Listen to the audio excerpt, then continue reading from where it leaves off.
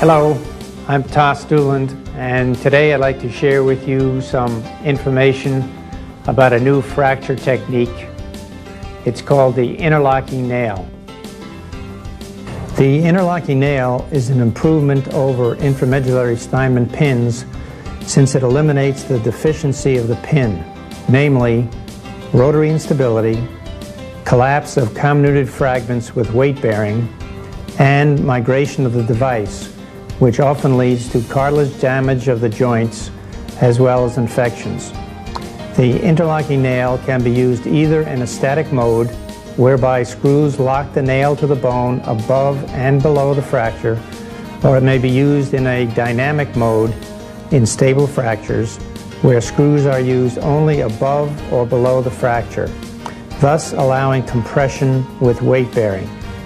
A static fixation can later be dynamized by simply removing one set of screws either from above or below the fracture. Here are some interlocking nails with varying lengths available.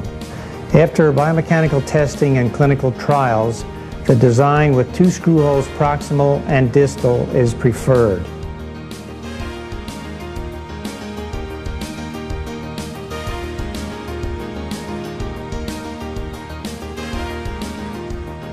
The nail extensions are of 2 types, a short one for use in the femur and the long nail extensions which is used for the tibia. There is an internal screw which can be removed for cleaning. Now we will demonstrate how to assemble the interlocking nail system. You will need your hex driver, internal screw, extension, and interlocking nail. First, we will insert the internal screw into the extension.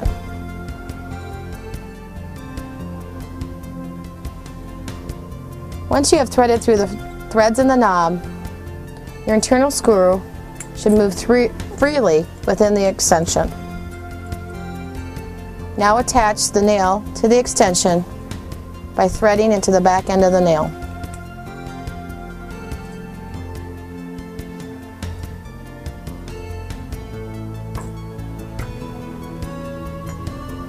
Now we will use our insertion tool to insert our nail into the intermedullary canal. Attach the insertion tool into the back end of the extension knob. If you'd like to use power to insert your nail, you may do so with the power adapter. Screw back the body of the power adapter and thread the shaft into the extension knob.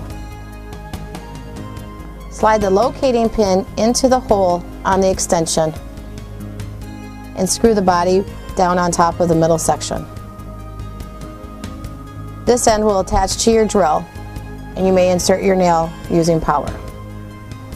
Once the nail is in the leg, you'll use your drill jig to locate the active holes inside the bone.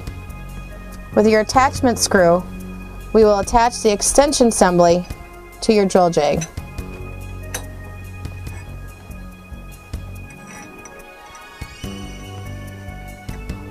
Make sure you tighten your attachment screw tightly so there's no movement of the extension. Now with your trocar, you'll want to score the surface of the bone to help start with drilling. Using the laser markings on the side of the drill jig, you'll know which holes are active inside the bone. Today we're using a tibia extension with the 6mm 185 length nail. So we'll use the diamond-shaped series of numbers. The first 2 active holes will be here on the either side of the tibia extension, and down here next to the 185 on either side of the 185 will be your active holes in the distal end of the nail. Slide your guide sleeve into the drill guide. Now with your trocar, mark and score the surface of the bone. Slide the guide sleeve in place and remove your trocar. Now you're ready to drill. Use your drill guide and slide that into your guide sleeve, and now drill through the bone, through the nail, and out the other side.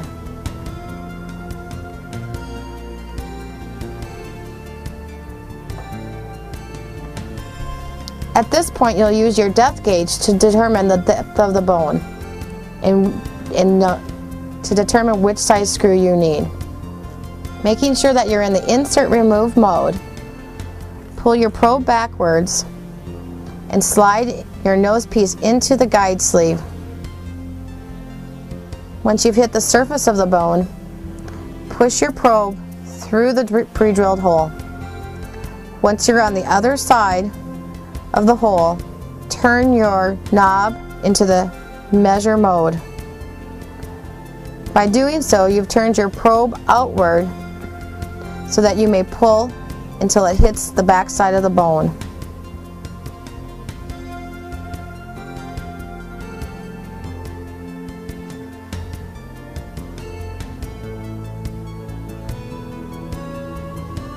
Once your probe has stopped, you now may take the measurement of the screw that is needed.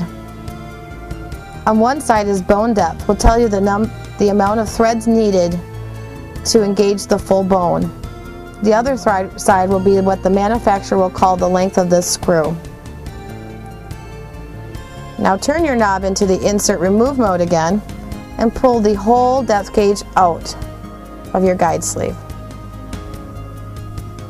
Now you'll use your tap to tap the bone. Your tap will fit inside your tap handle by pulling the knob back, inserting, and letting go.